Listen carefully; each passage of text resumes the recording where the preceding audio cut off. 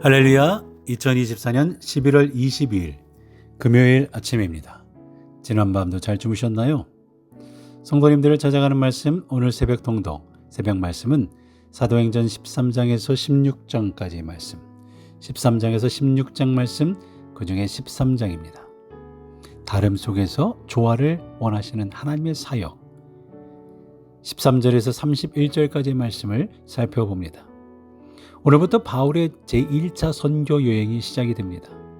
이것은 사도행전의 새로운 전환점이죠. 더군다나 성령의 지시에 의해 이방인 선교의 새로운 단계가 시작되는 부분입니다. 성령에 의해 마태복음 4장 1절 그때 예수께서 성령에게 이끌리어 예수님의 공생의 사역이 시작된 것처럼 성령에 의해 이방의 선교의 시작도 바로 성령님께서 인도하셨음을 오늘 본문 2절에서 보게 됩니다. 주를 섬겨 금식할 때에 성령이 이르시되 내가 불러 시키는 일을 위하여 바나바와 사울을 따로 세우라 하시니, 이렇게 성령에 이끌린 이방인 선교는 그 시작부터 그브로의 섬 살라미와 이 바포스라고 하는 바보에서 사탄의 대리자를 무너뜨리는 기적으로 이제 나타나게 됩니다. 그 가운데 13절 이하의 오늘 말씀은 바울과 그 일행들이 비시디아 안디옥에서 복음을 전파한 일을 기록하죠. 사도행전에 기록된 세 개의 바울 설교 중에 첫 번째 설교이기도 합니다. 여기서 안디옥이라 하니까 우리가 사도행전 11장 26절에 최초로 그리스도인이라 하는 말을 듣게 된 안디옥으로 생각할지 모릅니다. 하지만 고대 지중해 연안에는 안디옥이라는 지명이 여러 곳에서 발견됩니다. 사도행전에서의 안디옥은 최초로 그리스도인이라고 이름을 얻게 된 수리아의 안디옥과 오늘 말씀 중에 나오는 비시디아에 위치한 안디옥으로 구분이 되죠. 시리아의 안디옥은 예루살렘에서 480km 위쪽으로 떨어진 곳이고요. 비시디아 안디옥은 더 위쪽으로, 그리고 왼쪽으로 간 비시디아, 실제로 부르기아라는 곳의 안디옥입니다. 특별히 그 지역은 여인들이 우대를 받았고요. 때로는 관직에 오르기도 했는데 바울을 대적하는 무리들이 사도행전 13장 50절에서 바울을 추방하기 위해 영향력을 가진 여인들을 이용하기도 했던 곳입니다. 사도 바울과 바나바는 구브로를 이어서 전도여행, 선교를 비시디안 안디옥으로 떠나게 됩니다. 근데 성경을 가만히 보면 13절 바울 및 동행하는 사람들이 이전의 말씀 속에서 13절 1절 안디옥 교회의 선지자들과 교사들이 있으니 곧 바나바와 니게르라 하는 시몬과 바나바가 먼저 나오죠. 또한 13장 2절에서도 바나바와 사울을 따로 세우라 하시니, 사도행전 12장 25절에서도 바나바와 사울이 부조의 일을 마치고 바나바와 사울의 순서로 나오게 됩니다. 그런데 13절부터는 바나바와 바울에서 바울과 바나바로 바울의 위치가 조금 바뀌게 된 것을 보게 되죠. 바울이 선교 여행을 이끄는 주체가 되었다는 말이에요. 설교를 해도 바나바가 하는 법이 없었습니다. 언제나 바울이 설교를 했어요. 선교 여행을 이끌어 나가는 것은 바로 바울이었죠. 여기서 우리는 두 가지 형태의 리더십을 보게 됩니다. 바울의 리더십과 바나바의 리더십이죠. 교회는 이 두 가지가 같이 공존하고 있음을 보게 돼요. 첫째 바울과 같은 일을 만드는 사람, 비전을 세워가는 사람, 역사를 끌고 가는 사람, 그들은 지도자적인 형태의 리더십을 갖춘 사람이에요. 그러면 바나바는 어떤 사람입니까? 그는 앞에 나서서 설교를 하거나 비전을 세워가거나 사람을 이끌고 나가는 사람은 아닌 것으로 보여요. 하지만 바나바는 도와주는 사람입니다. 협력자의 모습을 갖고 있죠. 바나바는 선봉장이 아니라 내조자라는 말입니다. 그는 눈에 띄지 않아요. 그는 언제나 뒤에 숨어서 일의 뒤처리를 하는 사람입니다. 뒷마무리를 하는 사람이에요. 저희 어머니께서 자주 이런 말씀을 하셨죠. 설거지를 도와주려면 뒷마무리까지 잘해야 설거지를 도와준 거다. 대충 하고 나면 또 와서 마무리 정리를 해야 하는데 그건 도와준 게 아니다 라고 말이죠. 그렇습니다. 마무리가 중요하죠. 교회는 이런 두 가지 형태의 리더십이 모두 존재합니다. 필요합니다. 어떤 사람은 앞에 나가 설교를 외치기도 하고 그리고 모든 일을 조직적으로 이끕니다. 그러나 그런 사람만 있다고 해서 교회 일이 잘 돌아가는 것은 아닙니다. 뒤에 숨어서 보이지 않는 곳에서 일을 마무리해주고 기도해주고 정리해주고 그렇게 돕고 협력하고 내조해주는 그런 리더십이 또한 필요한 거죠. 그래서 이 두 가지 형태의 리더십이 조화를 이루어야 합니다. 누가 높고 낮은 것이 문제가 되지 않습니다. 누가 먼저요 나중이 중요하지 않아요. 중요한 것은 다툼이 있고 의견이 다르지만 동일한 목적을 가지고 가는 거죠. 함께 가는 거죠. 교회 안에 여러 가지 일들을 할 때도 은사에 따라 행할 때 하나님의 교회는 아름다워지고 사랑이 생기고 든든히 서가게 되는 줄로 믿습니다. 그래서 13절 하반전에 요한은 저희에게서 떠나 예루살렘으로 돌아가고 라고 했어요. 이 요한은 마가 요한입니다. 그는 바울과 바나바를 쫓아 전도 여행을 따라갔어요.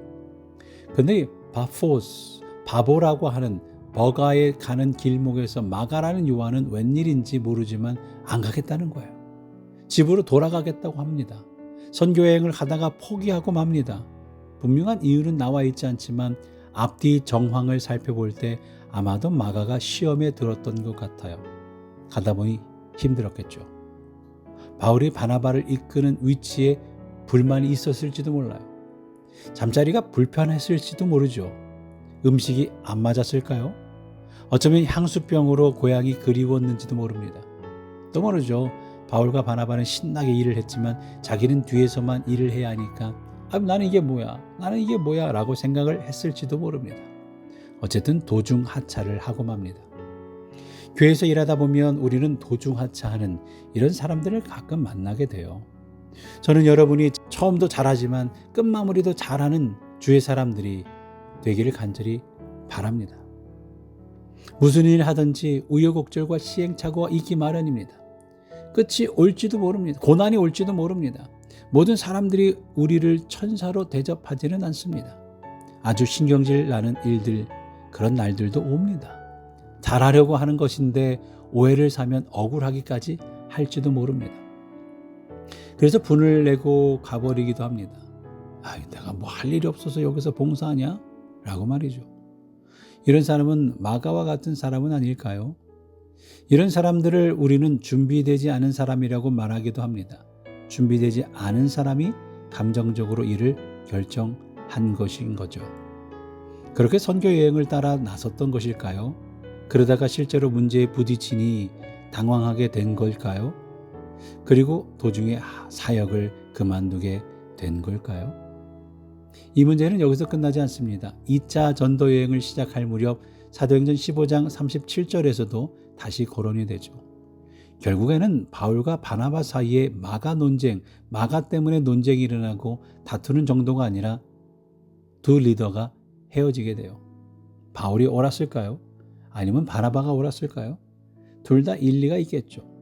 우린 여기서 두 종류의 사람을 보는 거예요. 바나바는 사람을 중요하게 여기는 사람이었죠. 그래서 일, 사역, 업적을 사람만큼 중요하게 생각하지는 않았던 것 같아요. 그렇기 때문에 바나바가 교회를 세웠다라는 말은 무슨 일을 많이 했다라는 말은 없는 것이 아닐까 생각해 보기도 합니다. 그러나 바나바는 사람을 캐내고 발굴하는 사람, 길러내고 키우는 사람이었어요.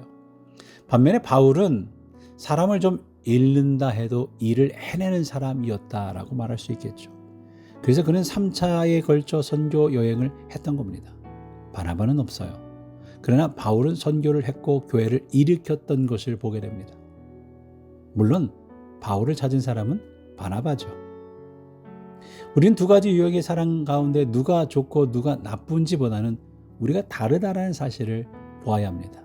리더들 중에서도 다르다라는 거죠. 역할이 서로 다르다라는 거예요. 이렇게 역할이 서로 다를 때 이것은 서로 상호 보완하라는 의미를 갖는 것이라는 것 잊지 마시기 바랍니다. 우리가 흔히 말하죠. 치약을 사용하는 것에서부터 이온을 생각하게 된다고. 어떤 사람은 치약 밑부분부터 말아가며 사용해야 된다라고 하는가 하면 또 어떤 사람은 중간을 짜고 그냥 쓰면 되지라고 하는 사람도 있어요. 그런 사람들이 만나면 치약 때문에 맨날 싸우게 된다고 합니다. 또는 어떤 사람은 무엇이든 빨리 버리는 사람들이 있는가 하면 어떤 사람은 반면에 시시한 것이라도 다 주워다 놓는 사람이 있어요. 그래서 남편이 주워오면 아내가 버리고 남편이 또 주워오면 아내가 또 버리고 물론 남편 몰래 버린다고 하더라고요. 그런 부부는 사랑한다는 사실 외에는 공통점이 별로 없는 듯 합니다. 그런데 그런 부부도 잘 살아가요. 다르다라는 것은 무슨 의미일까요? 서로 보완하라는 의미겠죠. 다르다라는 것은 서로 비판해야 한다는 의미가 아닙니다. 정죄하라는 의미가 아닙니다. 누군가 나에게 약점을 보였다면 그것은 비판하라고 보여준 것이 아니라 하나님은 나에게 그 약점을 보완하여 하나님의 일을 같이 하라고 보여준 것이죠. 우리가 서로 다를 수밖에 없습니다.